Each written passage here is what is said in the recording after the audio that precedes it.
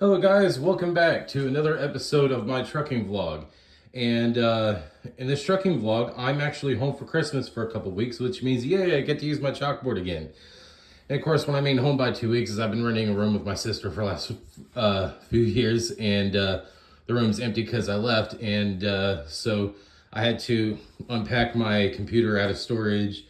And basically, this is my room right now, just stuff unpacked out of storage, luggage. Basically, yeah, it is what it is.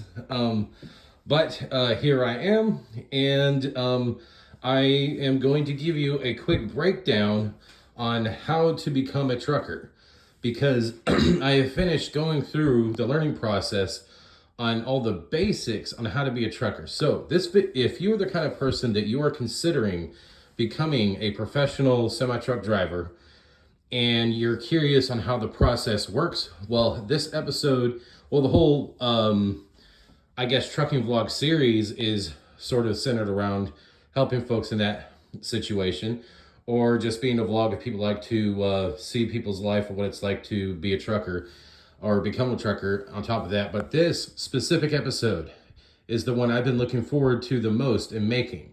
And this will basically teach you everything you need to know on how it works, how to become a trucker.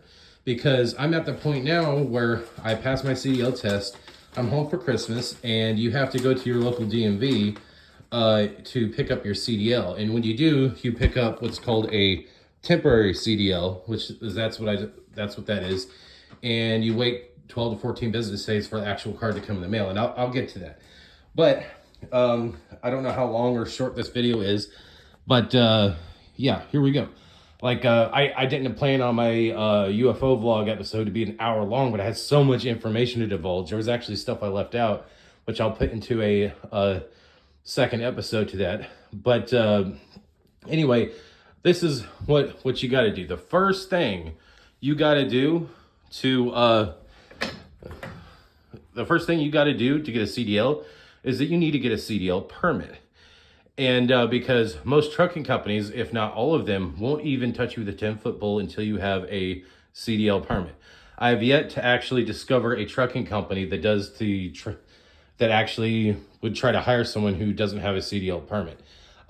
There is a time when I was getting recruited by Dot Foods, and the recruiter freaking lied to me and told me, "Oh, you don't got to worry about having a CDL permit. We'll help you get that. We'll help pay for everything, blah, blah, blah." And I thought that was kind of cool, but I was such a noob that I was actually currently studying for the CDL written test at the time. And so I was only calling up trucking companies to actually figure out how the recruiting process works, so that when I passed my CDL written test for my permit, I got my permit, I would be able to hit the ground running when it comes to looking for a trucking company. So I ended up actually having a job interview with Dot Foods. And what? Hang on, I'm having a brain fart. What's the name of the state? Maryland. Yeah, because I live in my sister's house is in the panhandle of Martinsburg, West Virginia. So there's a few states that are just like a 20-something minute drive away, Maryland being one of them. But anyway, yeah, so I went to I ended up scheduling a job interview with Dot Foods. I sat down and I talked to a recruiter there who wasn't the recruiter I talked to over the phone was actually some recruiter in Illinois or Indiana or whatever. But so I ended up talking to a whole different recruiter who sat behind a desk in my job interview, while at the same time being interviewed by the driving instructor. And it was through them I learned that I was lied to, and that you have to have a CDL permit in order to work for them. But they said that not having a CDL permit isn't a deal breaker. You would just have to get it by a certain time, so that you would be ready for a class that's scheduled, because they repeatedly do classes, and you just got to have it by that time. But I ultimately didn't get hired. I got a email from them saying they're not going to hire me. They didn't say why, but my guess is that I was one of a few people they interviewed, and the other people had CDL permits. So yeah, so beware of recruiters. Do not let them bullshit you. Read between lines, use common sense, etc. I was too ignorant to know that they were BSing me because I was so new to the whole world of trucking that I didn't know any better. But if I had to do it all over again, I wouldn't have even scheduled a job interview with him until I had at least a CDL permit. But that's just one of the lessons you learn when you try to get into a new trade for the first time. Sometimes you just got to learn things the hard way. But it worked out for me in the end because Dot Foods was offering $800 a month while training, and their training program isn't really that long. And it was one of those jobs where I think you do a lot of local driving, maybe some over the road driving, but you're home a lot. But and that's not the kind of job I wanted. I want to be a dedicated over the road trucker because I'm planning on immigrating to Mexico, and there's I don't want to put forth the effort of having my own place to live again until I'm living in Mexico, because the cost of living in Mexico is a lot better, and the people in Mexico are awesome. But anyway, let's go ahead and get this started. Now, what my experience is right. When I was trying to get the permit, like pass the written test, get a CDL permit, one of the first things you got to do is you have to get a DOT certification. Now, if you're healthy and you're not overweight or whatever, and you don't have sleep apnea, when you do your DOT physical, you just find a clinic and schedule DOT certification. And for me, this cost me $110 to do the DOT physical. But due to my BMI and neck size, I was at high risk of having sleep apnea. So they told me that I need to actually find a personal care physician, schedule a new patient appointment, and then have that doctor order a sleep study. And so that's what I did. And but it took a couple months just for me to do this because appointments were so backed up. And then it took me a few more months to actually just to have the new patient appointment.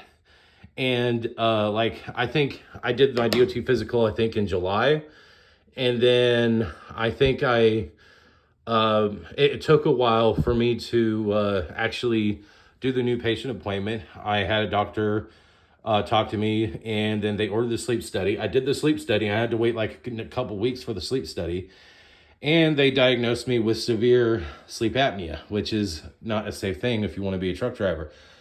So they had me do over time, I waited a few weeks and ended up having to do a second sleep study where the first sleep study, they actually give you a kit to take home and you attach some stuff to your body and they monitor you while you sleep and then it reports. But the second sleep study, you actually go to a sleep lab and you sleep there, and they put a lot of electrodes all over your body and put a CPAP machine on you, and some kind of a physician actually monitors you all night. And the purpose of the second sleep study is to determine what setting to put on a CPAP machine. Now, after that, you wait a couple days and you get results back and you get a prescription from them. At that point, you go and you obtain a CPAP machine. Now, there's a few ways to do it. If you have health insurance, you get it that way. I didn't have health insurance, so the next step was to go to a supply shop and spend anywhere between $300 to $500 for a used CPAP, up to I've been told that CPAP machines can sometimes be $2,000-$3,000. That's what I've been told. I don't know how true that is, but I got lucky, and it just so happens that a member of my family got their CPAP machine replaced for a newer model, but the one that was their used CPAP machine, there was nothing wrong with it. It just needed a little bit of maintenance, so I was given a free CPAP machine. So I took that to a CPAP, I don't know, some kind of CPAP sleep lab supply shop place or whatever, and they put in an SD card in it they reprogrammed it to my needs. They put an SD card in there so that it monitors my usage, and they introduced me to an app that I downloaded on my phone that I can use to generate a digital usage report that I would need for the second CPAP physical. After I got the CPAP machine, the goal was to, I went from this to this, where it was, get a CPAP, get it running. And what I mean by that is get it programmed to your needs. And then you got to use it for 30 days. And at least that's what I was told. But the truth is you actually have to have a certain percentage of usage, and it usually takes about 30 days to reach that certain percentage of usage. And if you want more details on that, you talk to the people that do the DOT physical. Then what you do is that you, but yeah, I'll get to that in a minute. So that's where I was at. But while I was doing all that, I went ahead and was also studying for the written test while I was going through all that mess. And then I took the CDL written test, and then I passed and I got my CDL permit. Now, what happens when you pass and you get your CDL permit is that they'll give you a printout of a temporary one, and then you wait for a CDL card to come in the mail. And when that happens, you're going to end up having two cards. You're going to have a normal driver's license card, and then you're going to have a CDL permit card. And here's the thing. Once you finally got that permit, then the next step is to get recruited. That's when you start looking for a trucking company. Now, there's a few ways to become a trucker. One of the ways is that you can actually go to a college somewhere and go to an extended trucking school. And from what I've learned now, if you can afford that, I highly, highly recommend that you go to a trucking school where it takes a long time for you to earn your CDL. You'll learn more, you'll be a much safer driver. And there's just so many good benefits. But unfortunately, I'm broke, so I couldn't afford that. So there's another way. You do the apprentice route, where you find a trucking company that does the pay you to train you to earn a CDL, and in exchange, you have at least a 1 or a 2 year contract with them. And that's what I did. So I decided to get recruited. I couldn't get recruited by Dot Foods because I was lied to by a recruiter and ended up showing up to a job interview woefully unprepared. But I used to complain about it. I don't complain anymore because it worked out great for me, because through that experience, I discovered Wilson Logistics while going down a Google rabbit hole, and I ended up working for a much better company. Wilson Logistics is great. And let me warn you something, if you're looking to getting into trucking through the apprentice route like me, a lot of trucking companies out there, their training programs suck big hairy monkey balls with rabies and Tourette's. And that's putting it lightly. And the thing is that if you're going to be hauling 30-something thousand pounds down the road, surrounded by people that are not really good drivers, it's a very dangerous situation. So I chose Wilson Logistics not for the pay as much as I chose it for the extended training program. Wilson Logistics has the best training program I've ever found. It's very extensive, and I'll get into it right here. But here's the thing. So I got recruited. So once I passed the CDL permit, I started the recruiting process, and filling out application, going through paperwork, all that stuff. But my recruiter told me that he couldn't officially recruit me until I got a CPAP, got it running, got it programmed, and then started the process of using it for 30 days and or reaching the certain percentage of usage you need to qualify for the second DOT physical.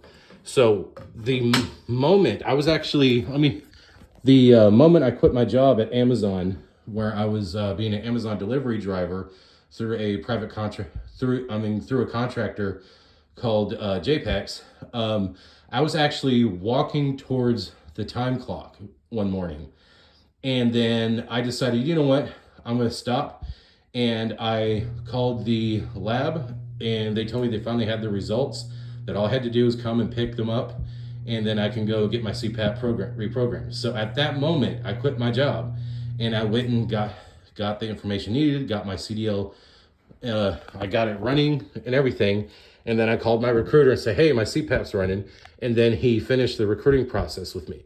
And then next thing I know, they ended up providing me a plane ticket, because I was living in Martinsburg, and went all the way to Missouri, where their headquarters is at, which I'm now understanding that the people that work there call it a terminal. And it was there that I ended up taking like a 3 or 4 week class. And the first week was like, the first day was orientation, and then the rest of the week was teaching us how to do maneuvers, and teaching us how to do a pre-trip inspection. And their training was fantastic, and it was really good. And the second and third week, I went ahead and me and 7 other students loaded up in a rental van provided by Wilson Logistics, and we drove all the way to Texas. And we did 2 weeks of, I guess, local training where we drove in what's called a day truck. And yeah, and they basically for 2 weeks, we drove back and forth between one warehouse to another hauling craft products. So they called it craft training.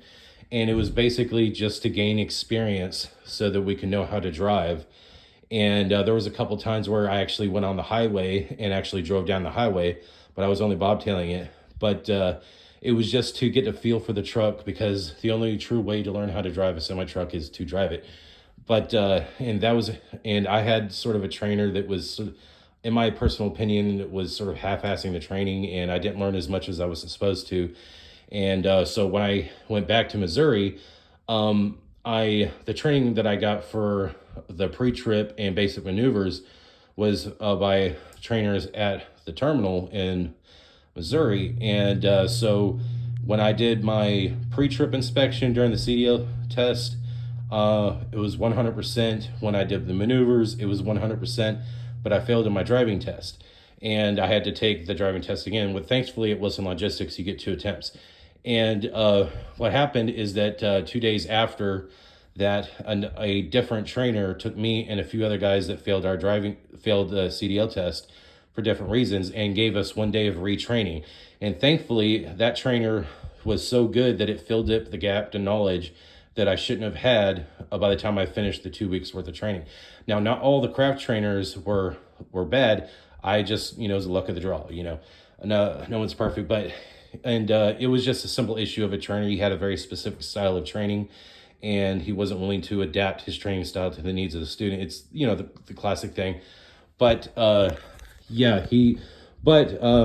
when I took the CDL test again, I didn't have to retake the, the pre-trip or the maneuvers. I just had to do the driving part again.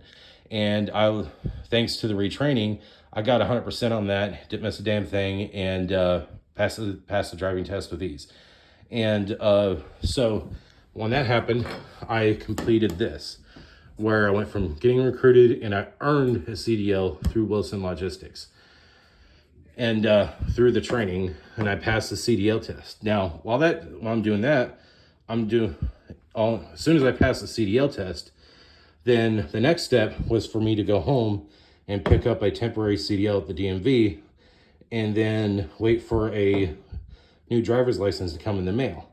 Now, while that was happening, while I was there, according to the compliance department, I needed to go to a sleep lab at a Prime location because Wilson Logistics partners with Prime. So whenever you're hauling anything on the road, you're hauling for Prime as a Wilson Logistics driver.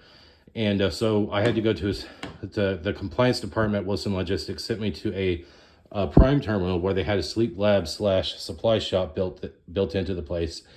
And there they actually helped me get a better mask because my mask was leaking, and it was due to it not being the right size. So they hooked me up the right size. I had to pay out of pocket for that, but it was worth it. And they also put in a new SD card so that I'm not just getting monitored in my usage, but the compliance department at Wilson Logistics is monitoring my usage. Because cool thing is that when I did the first DOT physical, I kept the receipt to it. So at this point, Wilson Logistics actually reimbursed me the $110 that I spent doing the first DOT physical. And while I was sent home, by the time I was sent home, I already finished this usage. I was ready to go do a second DOT physical. So when I went home, I went ahead and called up the compliance department and let them know, hey, I'm home. I'm ready to do a second DOT physical. And they sent me to a place that was in network. Did the second DOT physical, which ironically ended up being the very same clinic I did the first one at. And my compliance was so good that I got upgraded to a 2-year certification. And it's a printed out piece of paper, and you want to make multiple copies of it. What I do is I keep one in my wallet, and then I have sort of like a filing cabinet thing that I keep in storage here at home in my sister's shed, and then a third copy that I keep in a folder that's within my luggage, because you don't want to lose your DOT certification. You never know if you got to show it to a DOT officer someday. And But here's the thing. When I called up compliance to let them know I got a 2-year certification, they told me, oh no, they're not supposed to do that when you got a CPAP machine. They only give you a 1 year. And then I did a little digging and I found out that you have to have really, apparently a lot of people do not comply very well with the usage of a CPAP machine. A lot of people, when they get a CPAP, they're very lazy on about how they use it and how often they use it, etc. But I wasn't lazy at all, because if I'm driving down the road hauling 30-something thousand pounds, I want to be well rested. And my quality of sleep has improved so freaking well since I started using a CPAP machine that I can't not use it. So my usage was really good. It was at like 90%, I think. And but by the time I did my second DOT physical, it was at 70-something%. And it was because between me using a CPAP machine and using melatonin supplements to help me sleep, because I've worked night shift jobs so much that my internal clock is broken, I need melatonin, that 5 hours of sleep feels like 10 hours of sleep. So after I sleep 5 or 6 hours using a CPAP machine, on top of me using melatonin, I can't sleep anymore. And that's why my usage went down. And but it was still such a high enough usage that I was able to meet the special qualification to get a 2-year DOT certification. So please, for the love of God, if you have to use a CPAP machine and you're trying to upgrade your 6-month to a 2-year or a 1 year or whatever, please do not be lazy on this, because you will pay for it. If you comply completely, there's a huge chance that you can meet the special qualification like I did. And then now you only have to do the DOT certification thing once every 2 years. Thanks to me complying. So please do not be lazy on this. And also, for the sake of your own safety and the safety of other people on the road, use your damn CPAP machine. You want to be well rested when you get on the road. You want to hold yourself to a higher standard of driver when you're driving a semi-truck. You'll find all these crazy crashes on social media of semi-truck drivers. And that's one of the things that made me learning to become a trucker so intimidating. But thanks to the things that I've been learning as a trainee, I've discovered that many of those accidents are totally preventable. And you just use basic common sense, basic situational awareness. Remember your training, have good training, and most of those accidents can be prevented. Yeah, but anyway, this is where I'm at now. I've picked up my temporary CDL at the DMV, which is that right there. And my new driver's license should come in the mail anytime soon. And just to let you know, when you go to the DMV to pick it up, you're going to be given test results, like printed out test results by whatever company or third party that tests you. You want to bring those test results with you to the DMV, along with your DOT certification. And excuse me. Yeah, sorry, it's my allergies. But now for me, since I had to take the written test twice, that means I had 2 sets of test results to give them, which is fine. And what happens is that you fill out some paperwork, you take a picture again, you give them your driver's license and your CDL permit card. And what happens is that when your new CDL comes in the mail, for me, in my case, like I have a driver's license and I have a motorcycle endorsement on it. And but I'm going to have just 1 card instead of 2 cards. And that's going to be my normal driver's license, my motorcycle endorsement, and my full-blown CDL.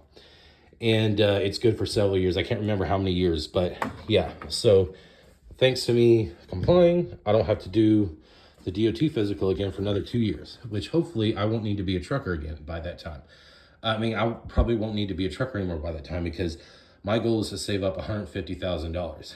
And I will explain why when it comes time for me to immigrate to Mexico, because at that point, this trucker vlog will evolve into a travel / passport bros vlog. But yeah, now, here's the thing, another category. I have 3 categories of information to share with you. This is the first category. This is how to get a CDL, especially if you have sleep apnea. Oh, and just to let you know, if you don't have sleep apnea and you don't need a CPAP machine, you'll get a 1 to 2 year DOT certification at your first DOT physical. Just to let you know. Fun fact there. Now, when you do the pay to hire, the pay to train route that I'm doing, the apprentice route, usually there's a decision you have to make. You have to decide whether or not to be a company driver or a lease operator. Now, there's two different types of lease operators. There's what's called a lease purchase operator, where you rent a semi-truck long enough and you end up owning it, or you do what's called a walk-away lease.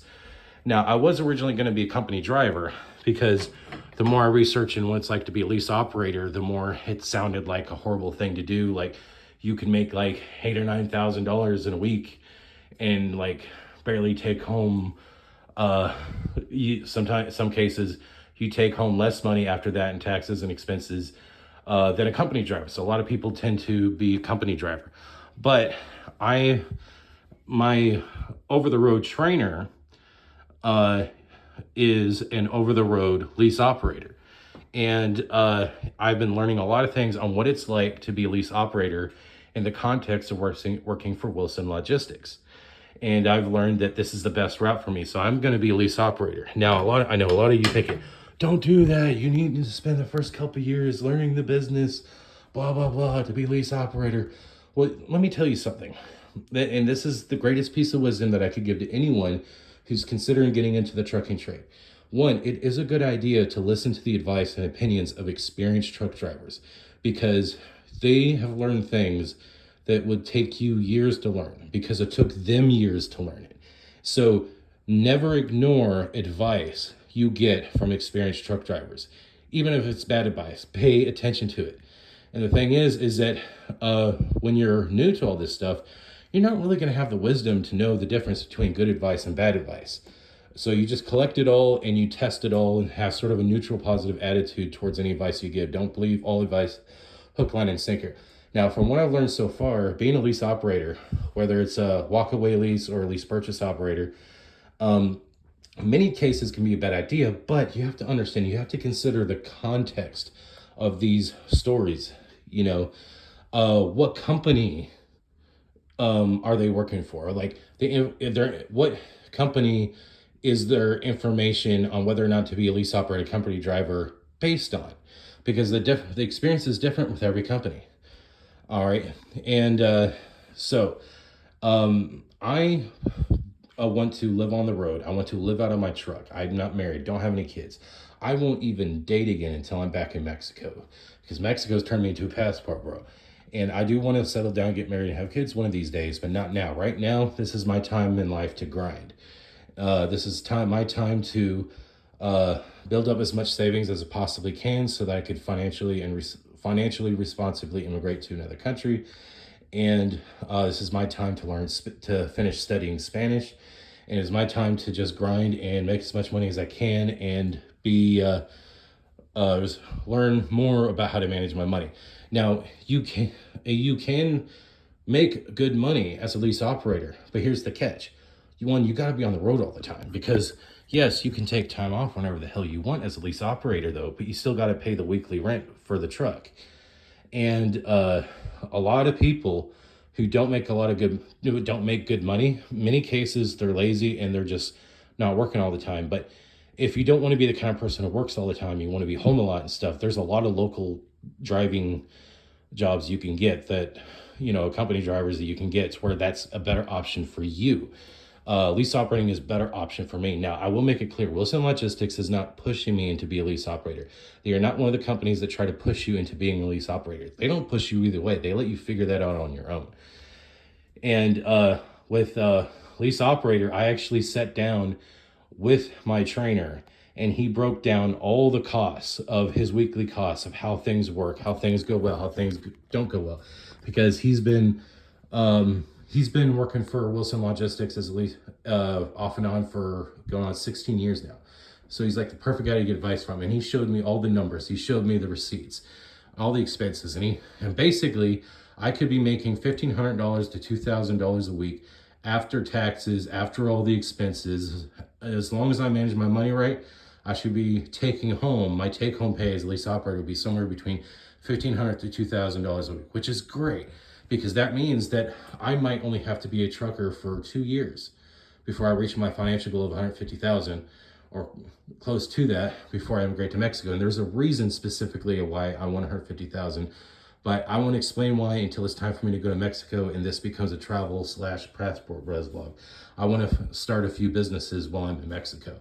One of them is I plan on being an English teacher. So while I'm a trucker for 2 years, I will slowly use the power of the internet to earn a TESOL certification, which is teaching English as a second language. And that'll be and I'll have that going on as a second job by the time I go to by the time I immigrate to Mexico. So I'll have sort of an online income.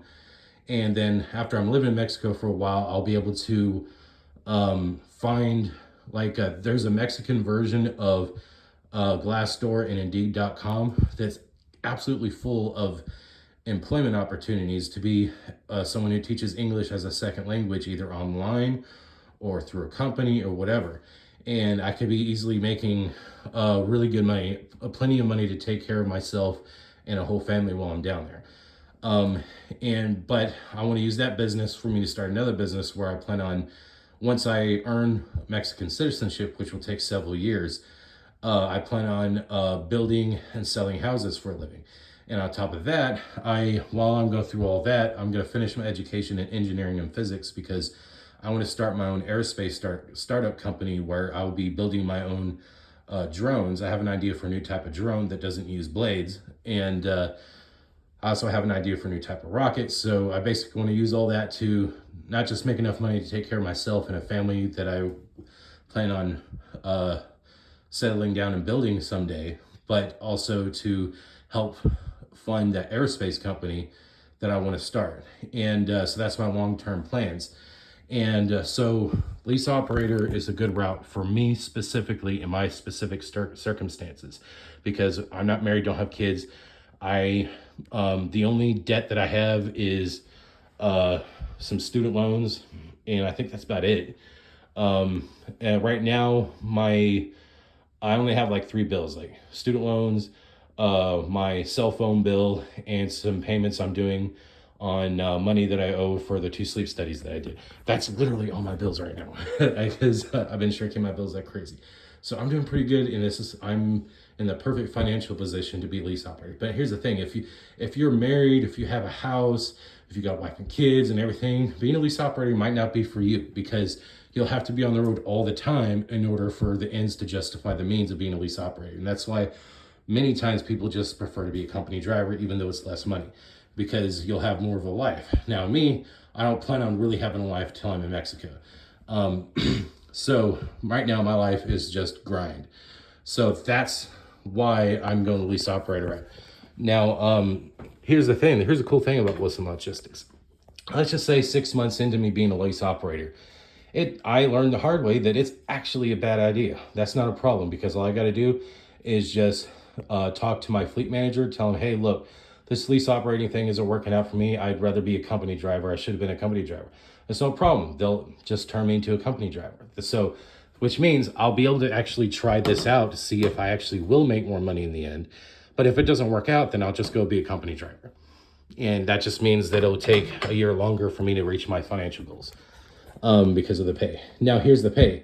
Let me tell you a little bit about the pay. Let's just say if you want to be a company driver, it is regardless if you want to be a company driver or lease operator, you will be getting paid $900 a week as a trainee. And then when you are driving on your own, then you'll be getting paid 50 cents a mile.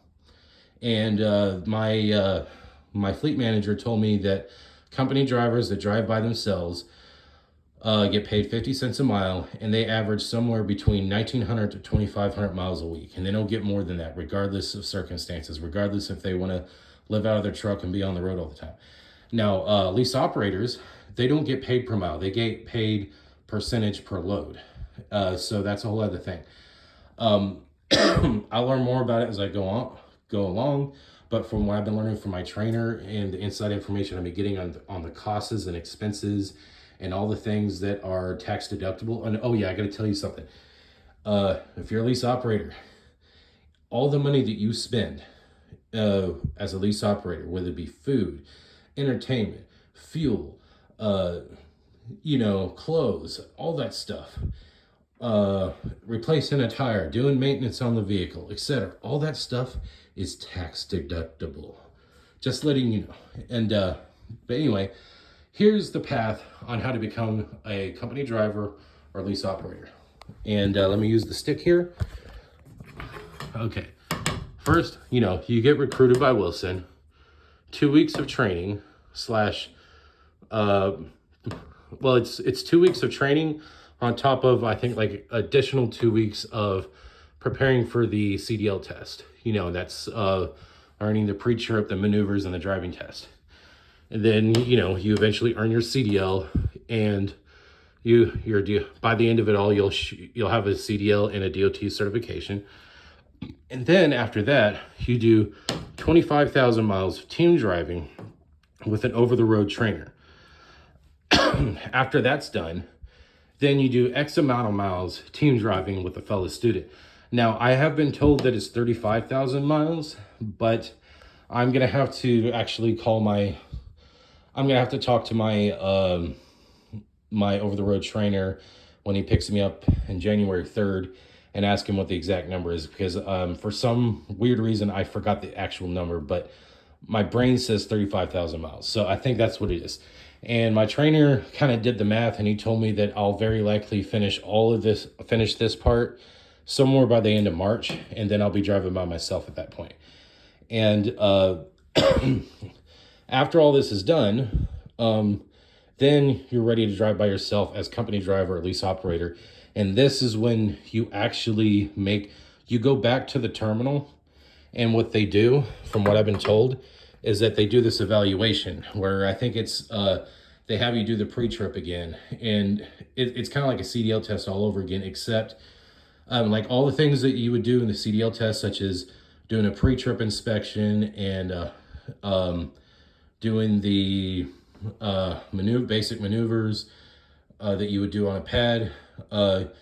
And I think there's also a driving test, but from what I've been told, you also do a backing test where they evaluate how well you back in between two trailers, which if you can't do that by the time all this training is done, well, you're retired. You just don't need to be a truck driver. Because it is what it is. On a scale of 1 to 10, as far as knowing how to back into a dock and stuff, I'm still at like a 3. But I could actually do it I'm at a point now where I could honestly do it on my own. I would have to get out and look like 100 times. And it would take forever, but I can do it on my own. It just takes forever. Now I'm at the point where I'm learning how to do it quickly, because I could do it very slowly without hitting anything, but now I got to learn how to do it quickly. So now it's working on, I'm working on both accuracy and speed, and my trainer is helping me out with that. So by the time I start driving with someone else, I should get the backing down. I see no reason why, because it felt really intimidating and complicated at first, but now it seems just simple and fun. And I will tell you something. You will be nervous. I will be completely honest with you.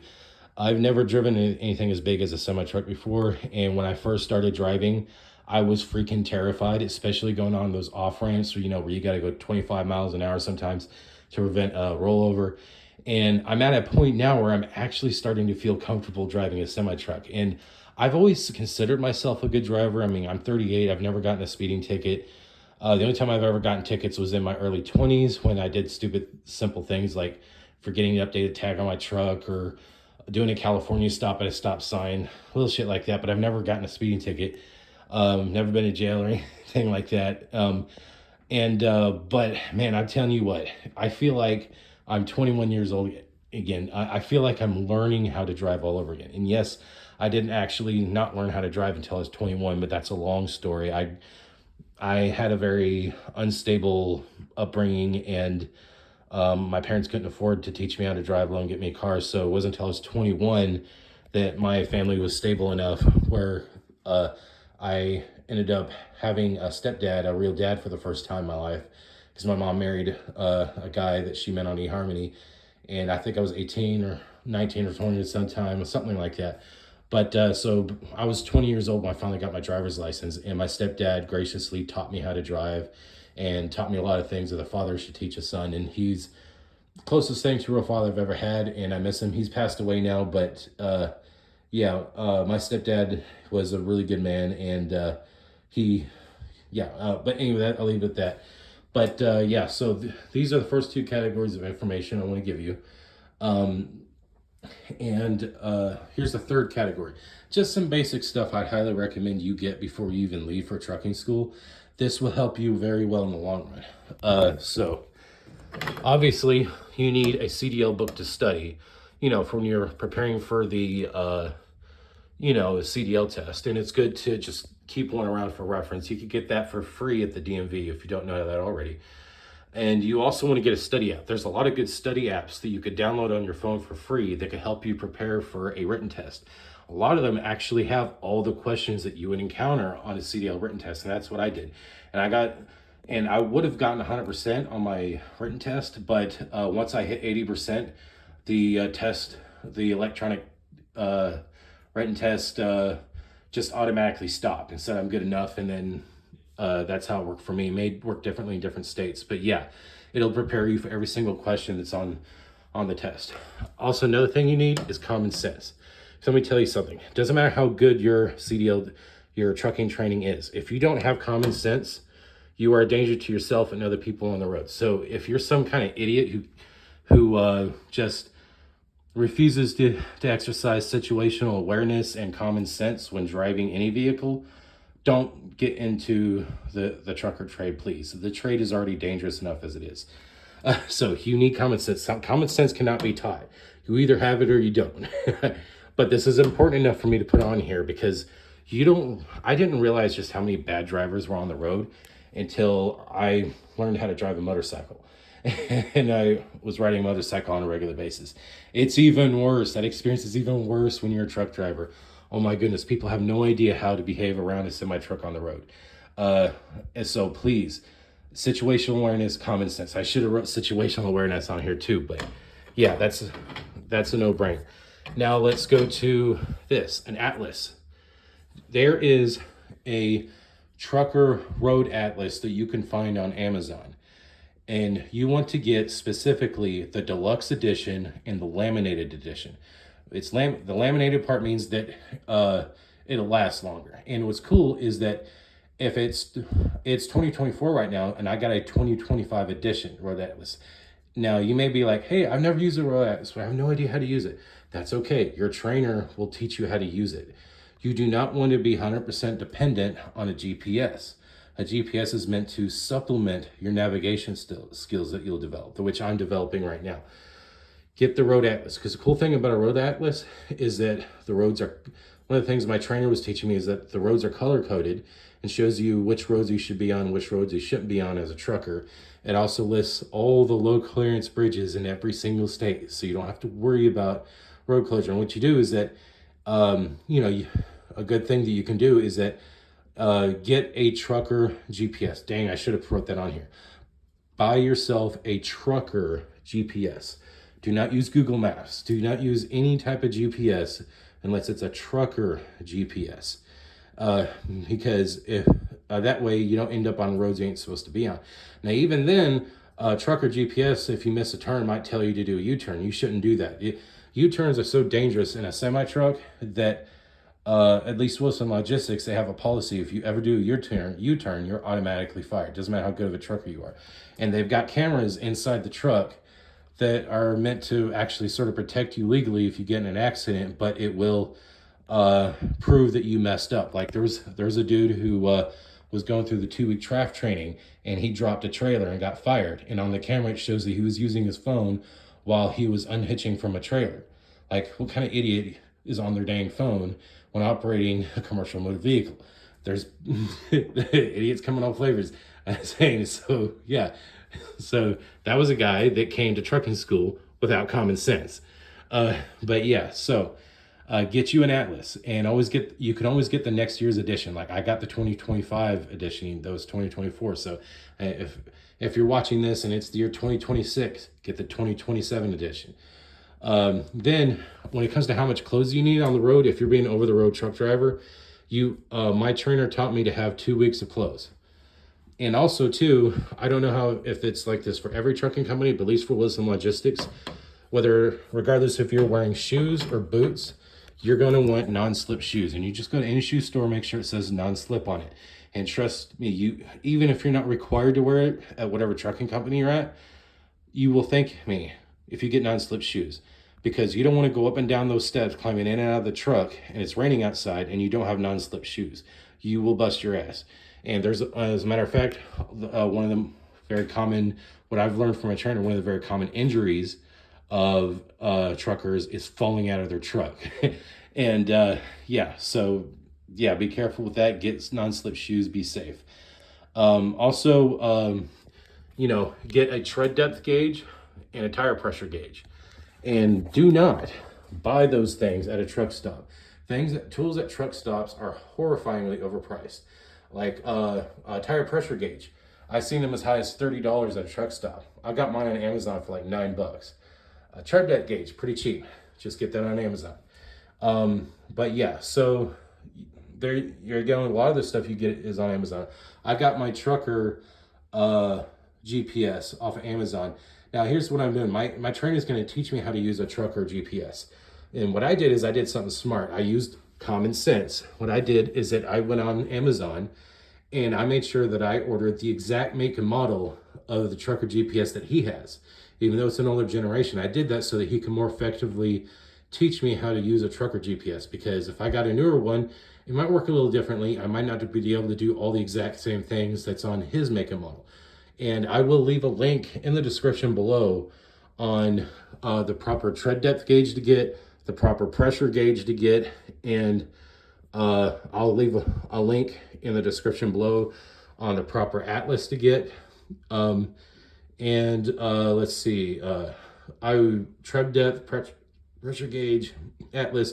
I will also leave a link in the description below, the link to the trucker GPS that I got too.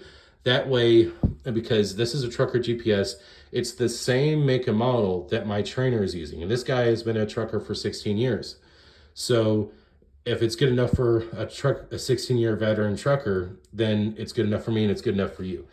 And also too, one thing that I've learned from my trainer is that you don't want to buy the latest and greatest trucker GPS out there. Because they can be as much as $800 brand new. But if you get one that's 2-3 generations older, it's cheaper. So instead of me paying upwards to $800 for a trucker GPS, I paid $300 something. And there's that. So these are the 3 basic categories of information that you need to know if you're considering getting into the trucking trade. Hope I didn't talk too fast. I'm just a little excited, and I had a Monster Energy drink right before this, which I shouldn't have done. But that's because it's Christmas Eve and I'm about ready to wrap a crap load of presents. So, I hope this helps someone out there who's considering getting into the trucking trade. And I highly recommend Wilson Logistics. And just to let you know, there is sort of a recruiting program for Wilson Logistics where if someone like me encourages you to go to Wilson Logistics, you tell them that I sent you, and they'll actually give me sort of a bonus on my paycheck. So it'd be nice that if you end up deciding to work for Wilson Logistics because of my YouTube content, please, pretty please, with a cherry on top and some beer on the side, tell them that Gringo Picante sent you, and tell them my name is Paul Johnson. They'll know they will know who I am. Because Wilson Logistics isn't like a super mega carrier. They're actually sort of a smaller trucking company. And that's another thing too I want to share with you, is that if you're going to become a company driver, lease operator, from what I've been told, you're probably better off working for a smaller trucking company. And I'll tell you why, because smaller trucking companies are more prone to act more like a family-oriented business, and they treat their employees a little bit better. And also too, whatever you do, stay the hell away from Swift. I don't mean to bash Swift drivers. I don't mean to bash the Swift company, But I will tell you, as a rookie driver, already, I almost got into an accident with my CDL, with the semi truck I was driving, because of a dang Swift driver. I was leaving a TA, which is a truck stop, and I left out of the trucking entrance like you're supposed to, but I had to pass. I left out of the trucking exit like I was supposed to, but I had to pass the trucking entrance in order to get back to the highway. And some Swift driver decided to use the trucking entrance as an exit. And he didn't even bother to look right to see if there's any oncoming traffic before I got in the road. I had to use the air horn for the first time in my career as a trucker to keep him from smashing into me. And every time I see someone mess up majorly at a truck stop, going around trying to find a trucking spot, it's always a Swift driver for some reason. So maybe their training sucks. I don't know. But I've noticed on social media, a lot of veteran truckers make fun of Swift drivers. And I think I'm starting to know why. So maybe their training sucks. I don't know what's going on with Swift. But if you're a new trucker and you see Swift on a trailer, just be careful around them. They might not be a safe driver. So I hope that saves someone's life someday. So yeah, and or it could be that they just didn't bring common sense with them when they became a trucker. So it could be something as simple as that.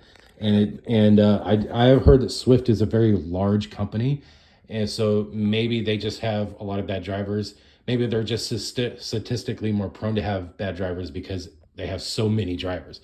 So it could be something as simple as that, or their training sucks.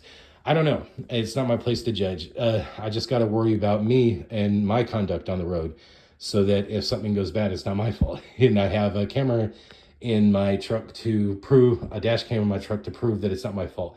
But if it is my fault, I'm in hot water, because there'll be proof that it is my fault. So be careful about that, because law enforcement does hold truckers to a higher standard than average drivers out there, because we're professional drivers. I have not earned the right to call myself a professional driver. I'm a noob. I'm a rookie. But hopefully, I will one day earn the right to call myself a professional driver. I just got to not be lazy, use common sense, and just learn as much as I can right now and grind. So wish me luck. I hope the best. Wish that I'd become the safest driver possible. And I hope this information helps you if you're looking to get in the trucking industry. And if you do get into the trucking industry and you do go to Wilson, let them know the Gringo Picante sent you, or Paul Johnson sent you. And yeah, and even give them a link to my YouTube channel so they know that it's me, so I can get that bonus. But anyway, until the next episode, you'll have a good one. Have a very Merry Christmas. Please like and subscribe, and Happy New Year.